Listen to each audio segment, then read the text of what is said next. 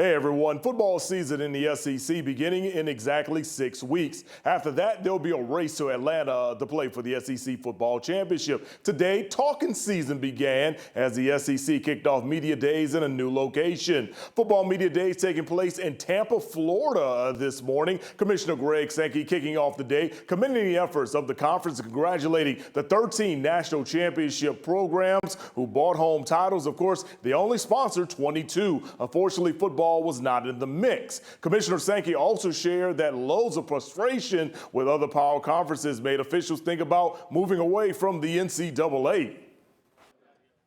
And so understand that beneath the observation is frustration. But I also know the pride with which I spoke of 13 national championships, and there is meaning and value. And I do think a national expectation that we participate in a national organization. But that national organization must function in a healthy manner. Otherwise, that simmering will continue.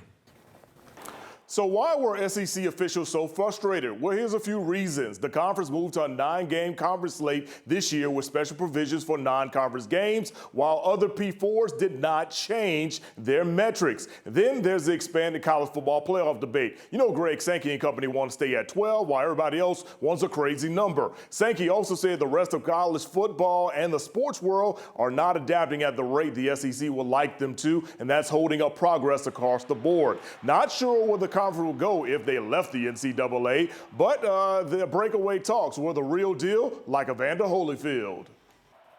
They're real. People have talked about that. They've opined about the frustrations that bring them to the point of saying we should look at something significantly different. I do not believe that is a leverage point. Those comments represent a high level of frustration with the circumstance in which we find ourselves.